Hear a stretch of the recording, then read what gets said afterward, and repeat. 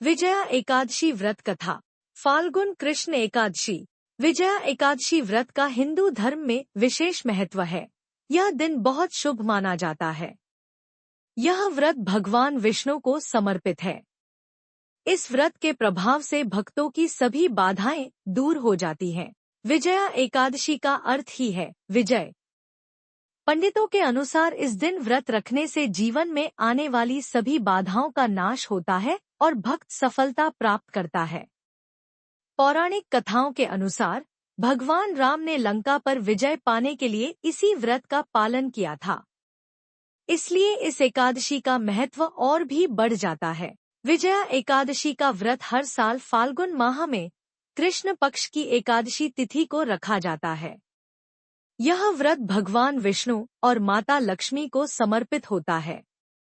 इस दिन भगवान विष्णु और लक्ष्मी की पूजा करने से साधक को दुखों से मुक्ति प्राप्त होती है और उसके जीवन में सुख समृद्धि का वास होता है। साथ ही माता लक्ष्मी का आशीर्वाद भी मिलता है। हालांकि विजया एकादशी का व्रत रखने वाले श्रद्धालुओं को कुछ विशेष नियमों का पालन करना चाहिए। यह नियम व्रत की पवित्रता और भगवान की कृपा प्राप्ति के लिए आवश्यक है। विजया एकादशी से जुड़ी पौराणिक कथा। आइए मित्रों जाने। प्लीज लाइक सब्सक्राइब करें।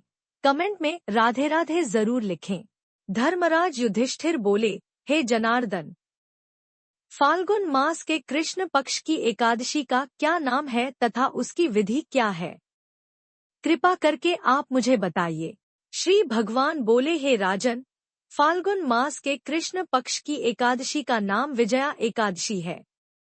इसके व्रत के प्रभाव से मनुष्य को विजय प्राप्त होती है। यह सब व्रतों से उत्तम व्रत है। इस विजया एकादशी के महात्म्य के श्रवण व पठन से समस्त पाप नाश को प्राप्त हो जाते हैं। एक समय देवर्षि नारद जी ने जगत पिता ब्रह्मा जी से कहा, महाराज, आप मुझसे फाल्गुन मास के कृष्ण पक्ष की एकादशी विधान कहिए। ब्रह्मा जी कहने लगे कि हे नारद, विजया एकादशी का व्रत पुराने तथा नए पापों को नाश करने वाला है। इस विजया एकादशी की विधि मैंने आज तक किसी से भी नहीं कही। यह समस्त मनुष्यों को विजय प्रदान करती है।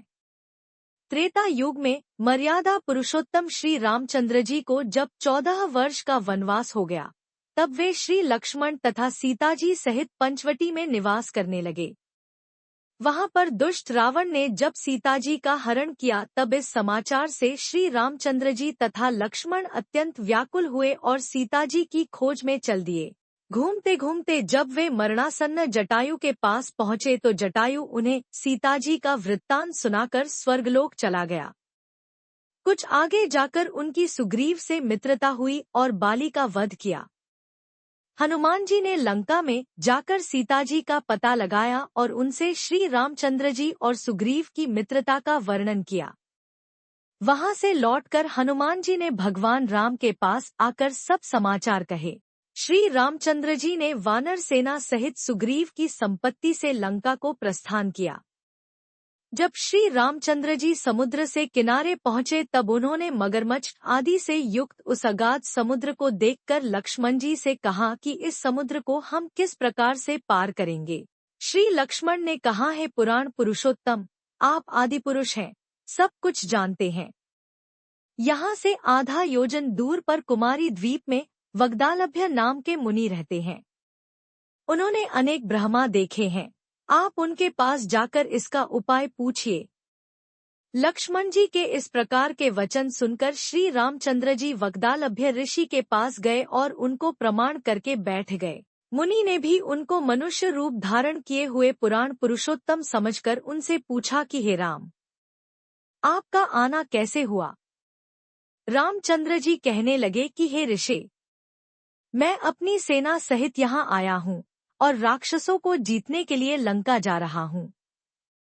आप कृपा करके समुद्र पार करने का कोई उपाय बतलाइए। मैं इसी कारण आपके पास आया हूँ। वग्दालभ्य ऋषि बोले कि हे राम, फाल्गुन मास के कृष्ण पक्ष की एकादशी का उत्तम व्रत करने से निश्चय ही आपकी विजय होगी। साथ ही आप समुद्र भी अवश्य पार कर लेंगे। इस व्रत की विधि यह है कि दशमी के दिन स्वर्ण, चांदी, तांबा या मिट्टी का एक घड़ा बनाएं। उस घड़े को जल से भरकर तथा 5 पल्लव रख वेदिका पर स्थापित करें।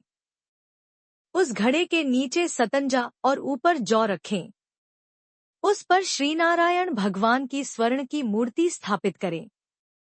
एकादशी के दिन स्नानादि से निवृत्त होकर धूप, दीप, नैवेद्य, नारियल आदि से भगवान की पूजा करें।